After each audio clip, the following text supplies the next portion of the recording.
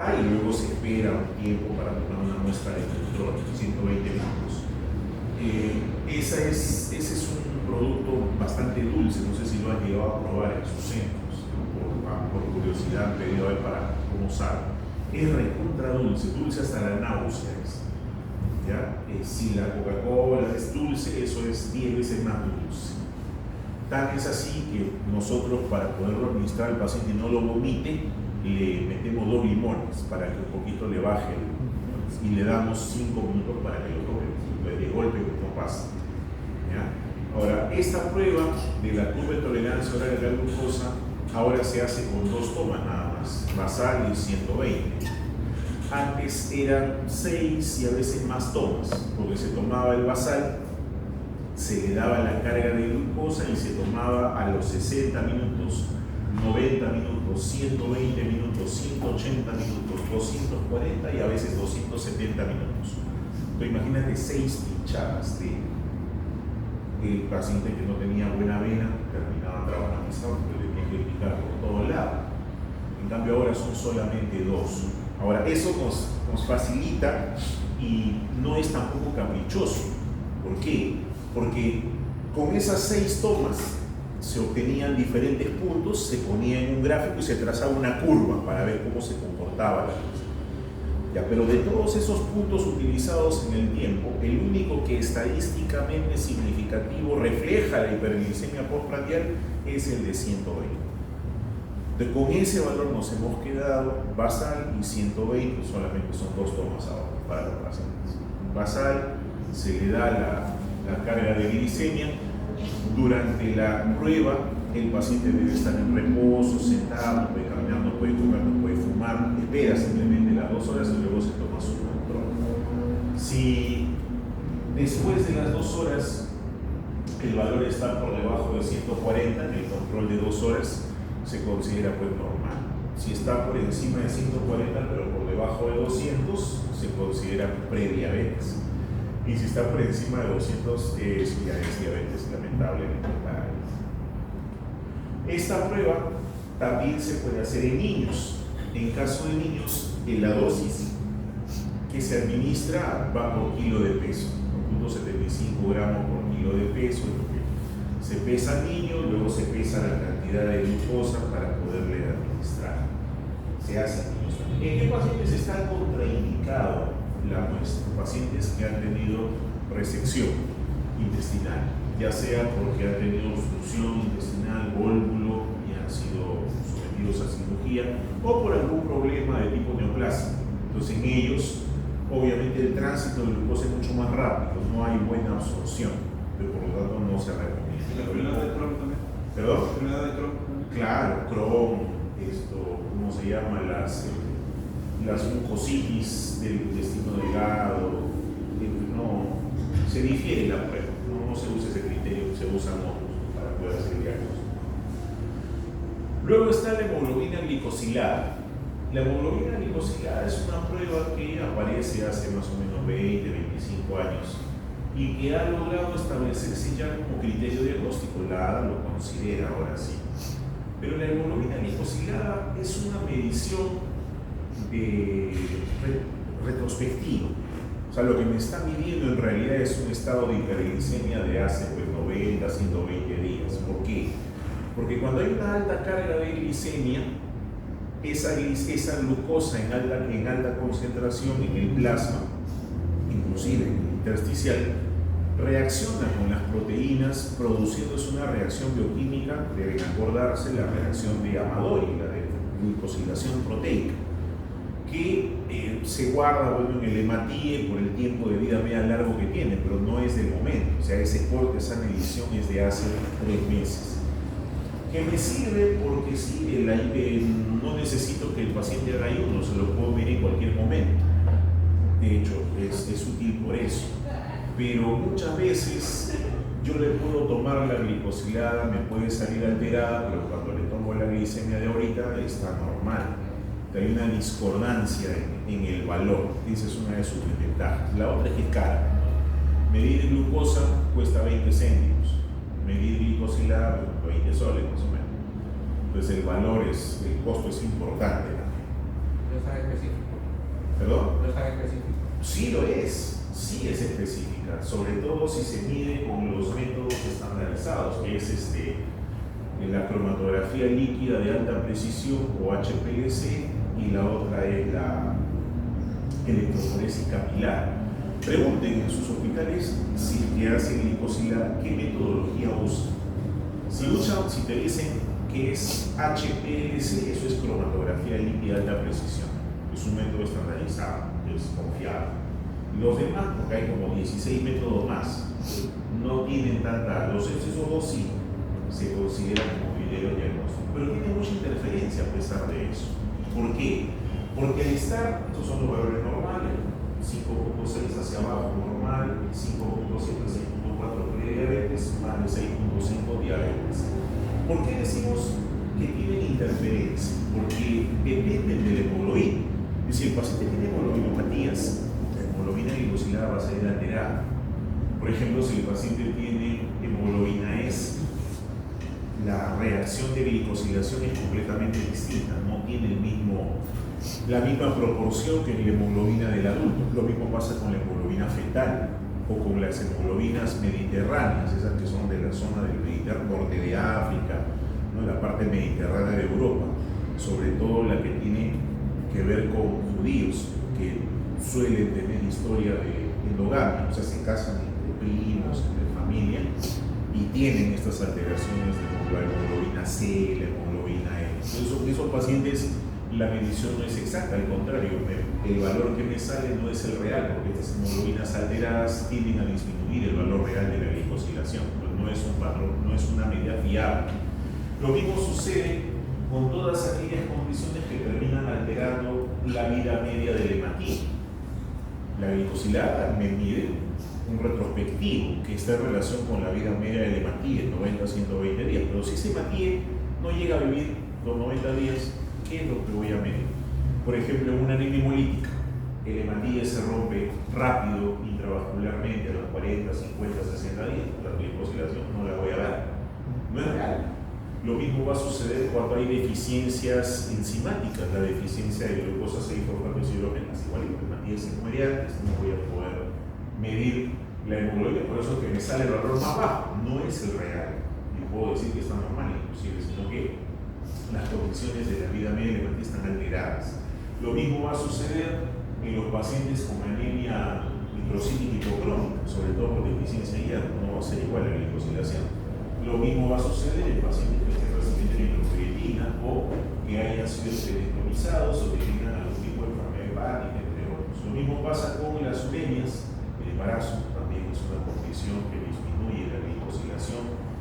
La cuestión étnica, afroamericanos igual, y aquí sí hay un dato interesante, porque la edad está directamente relacionada con el incremento de la glicosilación. Cada 10 años, o sea, por cada 10 años que tenga el paciente más esto, 10 años más en la medición representan 0.7% más en el valor de la glicosilada. O sea, mientras más edad tiene, el valor es mucho más alto. Eso es parte de la fisiopatología de la propia glicosilación en sí. Ahora, en estos pacientes yo puedo medir fácilmente la glicosilada. Rapidito, tomo una muestra en un tubo de ETA y sale la medición. Es útil porque me va a predecir las complicaciones vasculares. Obviamente valores altos me hablan de un mal manejo de glicemia, pero lo malo es que ese tiempo de 3 meses es mucho, muy lejano. A mí me interesa medir la glicemia de ayer, de hoy, y más que la glicemia, regreso al concepto de la variabilidad glicémica, o sea, qué tanto llega al pico y qué tan bajo cae en los periodos de ayuno, porque eso es lo que termina dañando finalmente a la vasculatura. En el caso de la variabilidad glicémica, nosotros tenemos metodologías que pueden ajustar esa medición, porque el paciente muchas veces te miente, o sea, pasa, ¿no? Es diabético y de pronto tiene su chocolate debajo de la almohada porque se antoja de comer y lo come. Pero cuando llega a la consulta, señora, sí, mi tratamiento normal, no le comió nada, y su glicosilada sale regular, ¿no? Y el paciente moja, sabe, esta vaina, ahora si lo como ahorita no se van a dar cuenta, por 3 meses eso algo quería preguntar. Bueno, sí, solo que justo, por ejemplo, eso puede ser una razón del por qué también pacientes con hipertensión o sea, es más útil también pacientes con hipertensión, pero no, hemoglobina glicosímica. Indirectamente, pero directamente más la glicosilada tiene relación con la glicosilación de la proteína, y esa parte de la Por diabetes. tratamiento, más que nada. Para ver si está pegado al. Para seguimiento. Pero como digo, el espacio es muy grande. O sea, si me mido hoy día la glicosilada, eso me dice los valores que tuve de glucosa en sangre en el mes de junio o julio. Es mucho tiempo. Entonces, ahora lo que se trata es de acortar ese tipo de pilares, ¿no? Porque lo peor que puede suceder para este tipo de pacientes es que no sigan el tratamiento con la disciplina correcta, porque eso es igual que no seguir el tratamiento. O sea, o lo hacen bien, o de plano ya no sirve que lo hagan, pero igualito la enfermedad progresa, ¿no? Y ese es el problema. Entonces, para ello hay dos metodologías que me pueden monitorear de cerca la variabilidad glicémica, sobre todo si el paciente ya consume hipoglicemiantes. ¿Ya? Ahorita vamos a llegar a esa parte.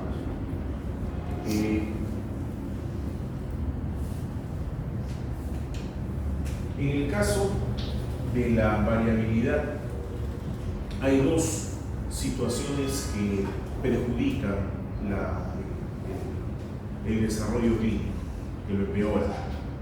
Uno son los picos de hiperglicemia y los otros son los valles de hipoglicemia prolongados que conducen al paciente a la hipoglicemia. De hecho, la hipoglicemia es peor que la hiperglicemia. Entonces, esa medición yo la puedo realizar con un monitoreo continuo de glucosa. La monitorización ambulatoria no, porque esto se refiere a la glicemia capilar, que es el glucómetro. El otro, que es la monitorización continua de glucosa, que lo que me mide en realidad es la glucosa intersticial, el dispositivo que se coloca en la piel con un sensor que va directamente al tejido celular subcutáneo y me mide cada minuto la cantidad de glucosa en ese líquido intersticial. Y el dato me lo da, se almacena en un chip, yo puedo ir viendo bajo esa data de la computadora y puedo ver cómo va. Se usa mucho, por ejemplo, en pacientes que reciben tratamiento con insulina con bomba de infusión. Entonces tú puedes programar los picos asociados a dosis de insulina para bajarle la concentración de la glicemia en sangre.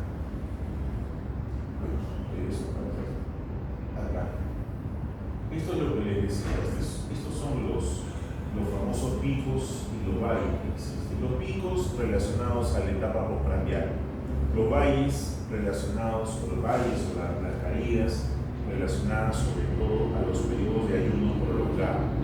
Lo que se busca en un paciente diabético es que la diferencia entre el pico y el valle sea lo mínimo posible. Debe estar en este rango de amplitud, entre los 70 y los 180 miligramos. No debe ir por encima y no caer por debajo de 70, porque cuando cae por debajo de 70 el problema es hipoglicemia. Muchos piensan que lo peor en un diabético es la hiper. No, lo peor en el diabético es la hipo, porque la hipoglicemia en el paciente diabético va a producir daño a nivel del sistema nervioso, tanto el autónomo como el central, llegando a desencadenar coma, a convulsiones, coma y muerte. De hecho, es la urgencia más común en la parte endocrinológica, más que el coma diabético, la cetoacidosis, es raro de ver, salvo que hay una condición que lo obligue, pero es más frecuente. Y el paciente cuando se desmaya, no tiene conocimiento, o se trastorna en el comportamiento, se desorienta, son signos que nos ayudan a detectar. Ahora, estos pacientes, para que se llame hipoglicemia, el valor tiene que estar por debajo de 70 miligramos por decilitro. El paciente puede desarrollar ya sea síntomas relacionados al sistema nervioso autónomo, temblores, taquicardia, ansiedad, esa sensación de sudoración, de hormigueo, se desespera, Y por otro lado están los síntomas neuroglicopénicos, que van desde la alteración del comportamiento, el bloqueo en el pensamiento. El paciente ya deja de ubicarse en dónde está, empieza a tener confusión, el estado de confusión, debilidad, cansancio, y termina pues haciendo convulsionando y entrando al coma. Entonces esa hipoglicemia debe corregirse de inmediato. Sí. Si una persona no tiene diabetes, está controlada, ¿hay riesgo de que sufra de hipoglicemia? Sí, sí. Y justamente la primera causa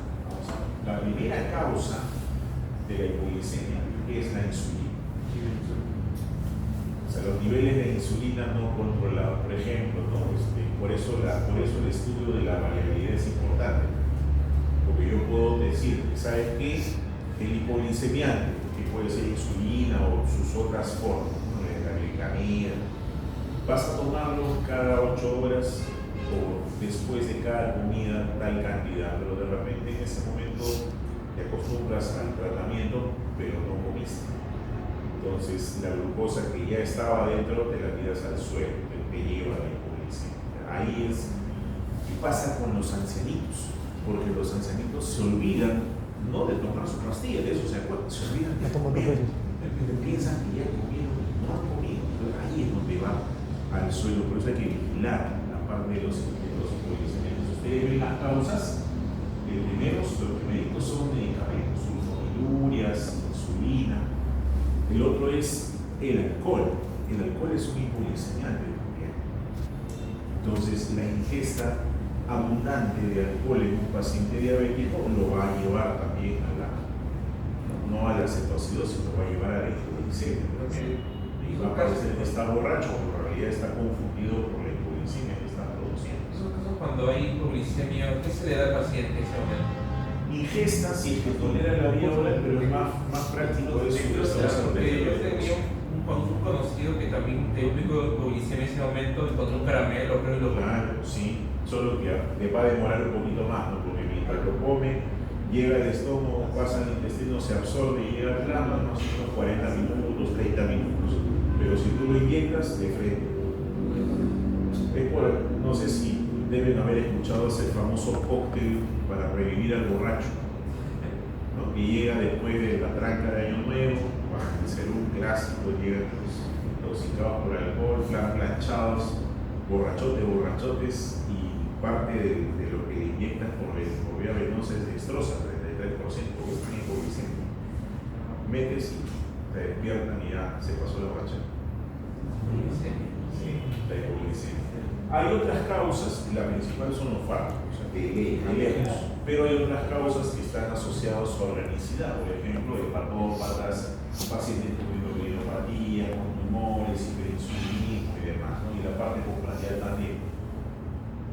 En caso de la hipoglicemia, aquí sí se hace la diferencia entre pacientes que hacen hipoglicemia sin ser diabéticos y los que hacen hipoglicemia siendo diabéticos. El valor de corte es diferente. Si se trata de un diabético, menos de 70 es hipoglicemia. ¿Por qué? Porque ese paciente está acostumbrado a manejar valores altos. En el caso del paciente que no es diabético, el valor de corte es 55. De hecho, vamos a encontrar a veces pacientes que han tenido un ayuno prolongado, 12, 14 horas, se han tomado la muestra y le sale 60. Uno es hipoglicemia, el paciente clínicamente está ok, no tiene ningún síntoma. ¿Es diabético? No. Eso también hay que tener. Y el otro es en los niños, en los neonatos, el valor de corte es más bajo, porque es 40. Por eso es que ahí, cuando recomiendan la lactancia a libre demanda, también te dicen que no debe pasar más de 2 horas sin pelaje, porque esa es su única fuente de glucosa para ese bebé. Ahora, ¿qué otros analíticos se pueden medir en este tipo de pacientes? Bueno, está la insulina, está el péptido C. Por la producción que tienen a cantidades iguales se produce el péptido C y la insulina. Es más fácil de medir el péptido C, es estable en el molécula, tiene mayor estabilidad en su medición. Pero si necesitas medir la insulina también lo puedes hacer. El péptido C, ¿qué información me da? Indirectamente, si tengo poca cantidad de péptido C, significa que hay poca cantidad de insulina. Y la poca cantidad de insulina está en relación con la diabetes tipo 1, no con la de tipo 2. La tipo 2 sí produce. Al final, donde se altera de todo, pero al inicio produce insulina, lo que pasa es que no la puede usar.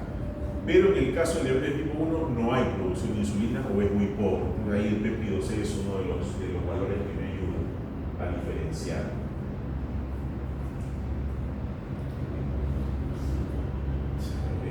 La insulina, que se puede medir también, es más cara, tiene sus indicaciones. En ciertos pacientes se realiza la medición de insulina, sobre todo cuando sospechamos que hay una endocrinopatía combinada con otra glándula. Se mide la insulina para poder tener certeza de lo que vamos a manejar. Y este de aquí, que es nuevo, es un marcador que no tiene más de 5 o 6 años en el mercado, se llama anhidroglucitol. El anhidroglucitol es un medidor de la glicemia, a diferencia de la glicosilada, que es 90 a 120 días, este de acá es entre 7 y 15 días.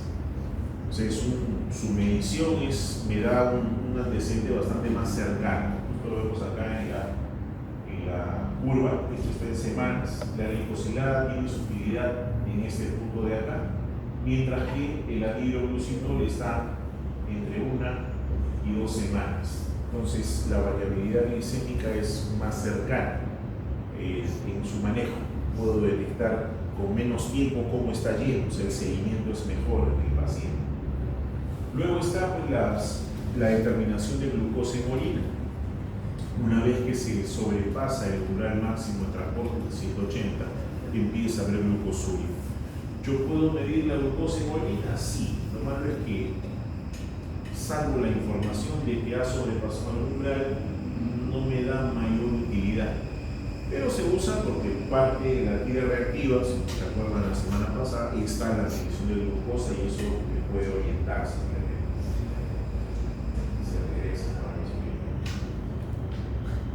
El otro es en los pacientes que hacen debut de diabetes de tipo 1. Generalmente son niños, pacientes jóvenes, y el debut de la diabetes 1 suele ser catastrófico, o sea, debuta con un cuadro de cetoacidosis. Y en ellos el principal componente es el inmunológico. En el caso de la diabetes de tipo 2 es una alteración netamente metabólica, pero en el caso del tipo 1 hay autoinmunidad involucrada. ¿Por qué? Cuando hay una falla en la tolerancia central en el momento de la maduración del linfocito T. Recuerdan, el linfocito T pasaba por un proceso de maduración, la selección negativa, donde aprende a reconocer lo propio y no lo extraño. Hay una falla a ese nivel. El linfocito T es autorreactivo, sale y reacciona contra las células de los islotes pancreáticos, desencadenando destrucción. Entonces, hay anticuerpos que yo puedo medir, por ejemplo, los anticuerpos contra el islote pancreático, los anticuerpos contra la insulina y los anticuerpos contra el glutamato del carboxilasa. Por la etiología autoinmune que tiene la diabetes tipo 1, casi el 90% es autoinmunitario, estos anticuerpos van como parte del screening para poder determinar si es tipo 1 o no.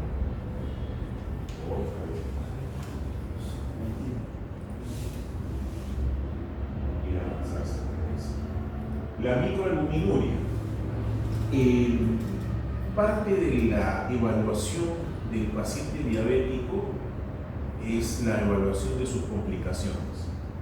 En el monitoreo no solamente medimos glicemia, también medimos cómo está ese riñón funcionando. Entonces hay un perfil de urea, de creatinina, que no lo toco acá porque lo vamos a ver en la parte de evaluación renal, pero sí la parte de la microalbuminuria. Nosotros normalmente eliminamos proteínas por la orina en una cantidad muy pequeña y proteínas de bajo peso molecular, como las proteínas de Tan-Horford. Albúmina no sale, es muy grande, a menos que haya un daño en los podocitos y la albúmina termine saliendo. Eso se mide con la microalbuminuria, que es distinta a la proteinuria en 24 horas, porque la microalbuminuria se mide en una muestra que yo puedo tener al azar. La proteinuria 24 horas tengo que juntar 24 horas de orina para hacer la medición. Esta microalbuminuria me sirve para detectar pérdidas incipientes, por eso el nombre de microalbuminuria, pérdidas incipientes de albúmina. Si yo detecto con la microalbuminuria que hay pérdida importante de proteína, debo solicitar de todas maneras la proteinuria en 24 horas para hacer el diagnóstico más exacto. Pero esta microalbuminuria es un indicador de nefropatía incipiente, o sea, me va a ayudar a predecir la aparición de la nefropatía. Es más sencillo de hacer, o sea, recomienda la evaluación. Puedo hacerlo de forma cualitativa, que no es lo recomendable, las tiritas de orina que vimos que tenían dosaje de proteína, o puedo hacerlo de forma cuantitativa, que es lo mejor, con los valores de referencia conocidos para tener en cuenta si estoy pasando del rango de excreción normal o no. Tenemos un rango normal de menos de 20 microgramos por minuto o menos de 30 miligramos en 24 horas, que es lo normal, es un rango de pasarse. Dentro de los dispositivos para medir glucosa tenemos de dos tipos: la monitorización ambulatoria en sangre capilar, o sea, los glucómetros, que repito, no deben ser usados para el diagnóstico, sino para el monitoreo del paciente. Los dispositivos de medición tienen como finalidad detectar los picos tanto en la alta como en la baja. Para eso es el glucómetro, para detectar hiperglicemia y detectar hipoglicemia, pero los valores en el medio diagnóstico no se ajustan a los criterios. Hay una variación hasta el 15% con respecto a la concentración plasmática de glucosa, entonces no me ayuda al diagnóstico, pero sí para el seguimiento. ¿Cuál es la ventaja del glucómetro? Fácil de usar, quien no sabe utilizar un glucómetro, es sencillo, portátil, lo puedes hacer en cualquier momento, para que tiene malestar, no tan raro, porque le haces su monitoreo para ver cómo está, pero eso siempre y cuando tenga pues, las tiras bien almacenadas, que no estén vencidas, tienen que estar en un lugar seco, el glucómetro también tiene que estar calibrado para que la medición sea exacta. Sin embargo, cuando se trata de valores muy altos o muy bajos, pierde precisión, no te mide. Estos glucómetros tienen un rango de medición generalmente entre 40 y 350, 400.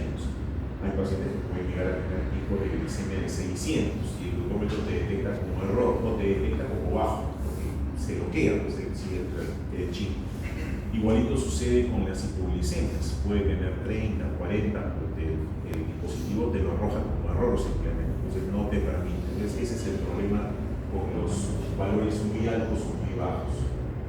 Y el otro es el que les comentaba hace un rato, los sensores de medición continua. Es un dispositivo, ve aquí, que tiene un ganchito, una agujita delgadita, así como esas agujitas de acupuntura que son bien delgaditas, que se introducen por debajo de la piel hasta la parte intersticial y te va midiendo la glucosa cada minuto, cada 2 minutos, cada 5 programas.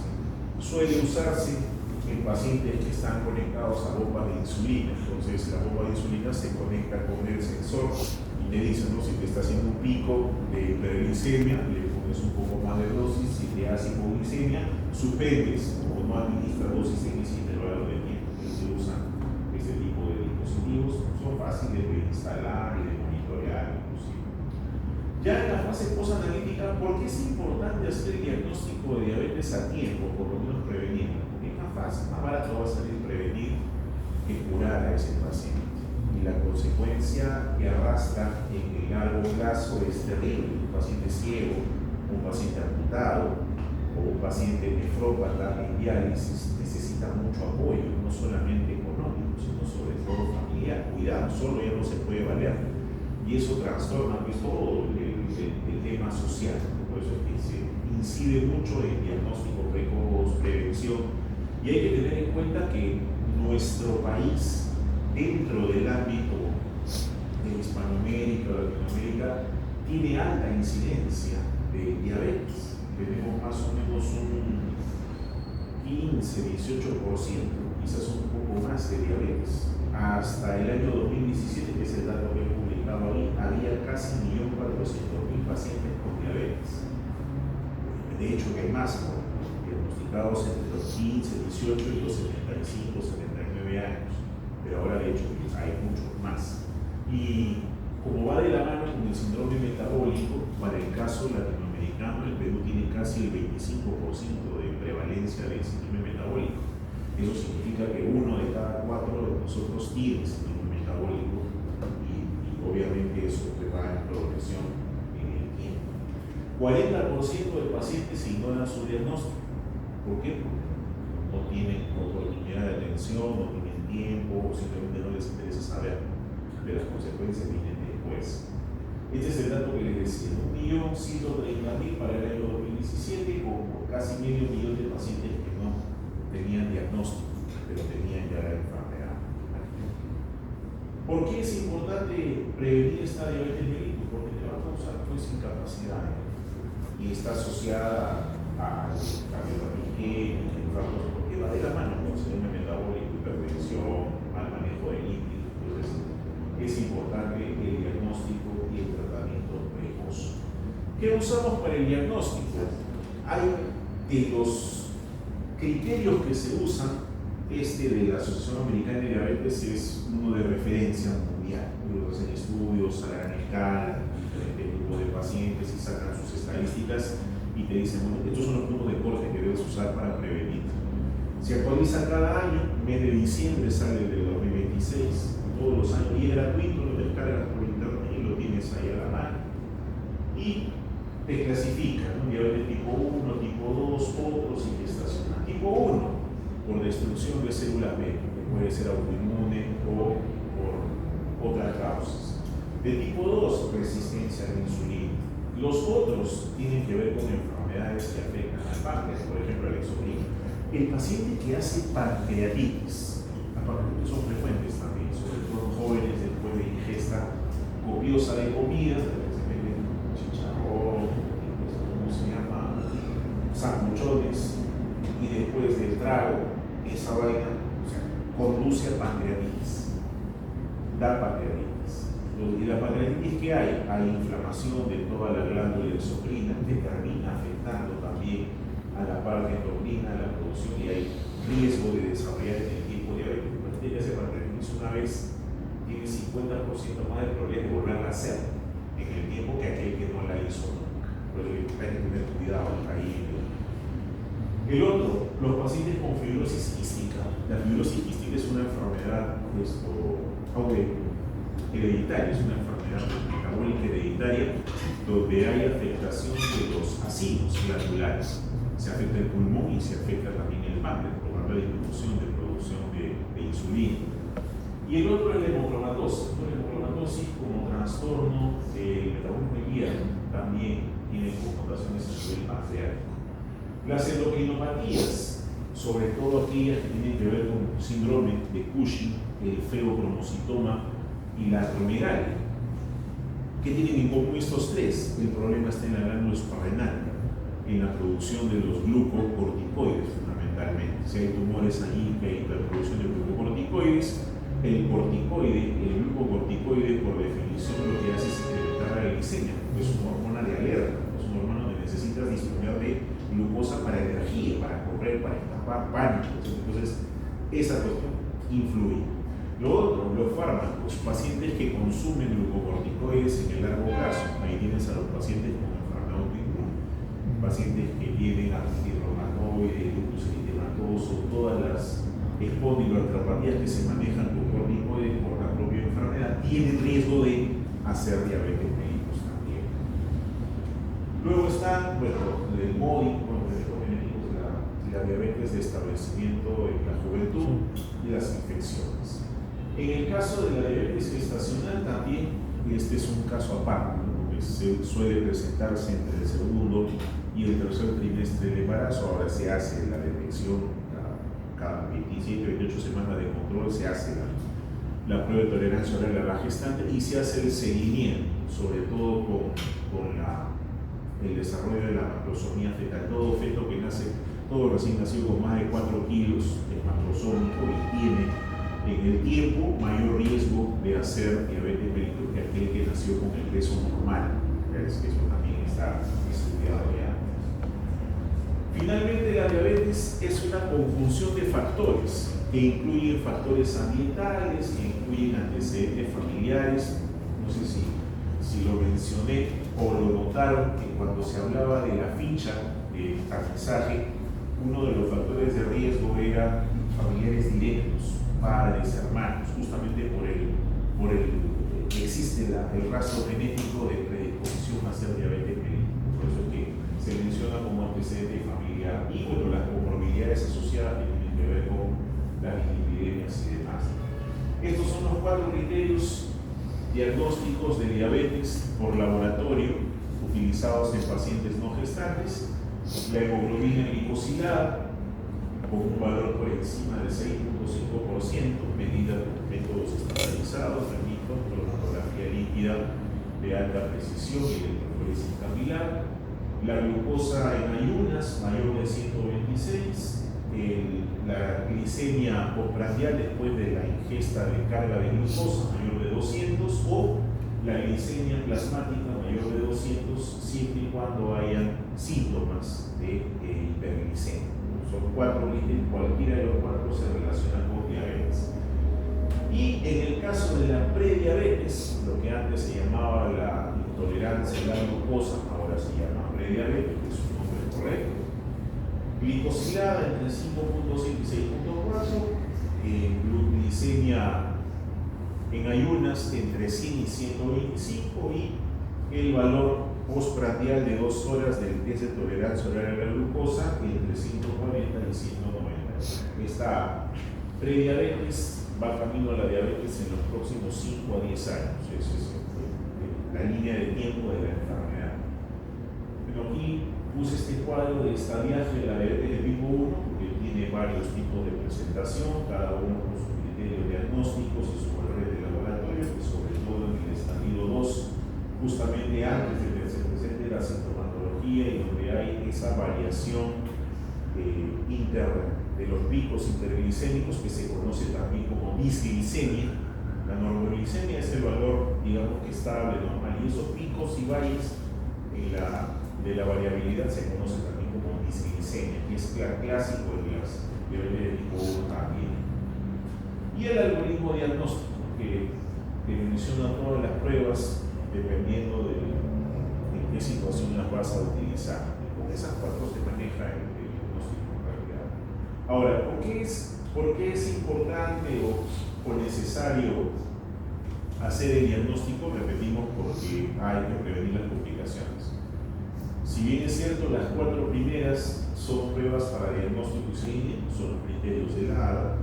Las otras que hemos mencionado, péptido C, insulina, microalbuminuria, los anticuerpos, y acá le podemos añadir también la medición de los lípidos séricos, nos van a servir durante el monitoreo, porque la diabetes no va sola, siempre va acompañada de una o más condiciones que se asocian en el síndrome metabólico, y eso es lo que hay que vigilar de todas maneras.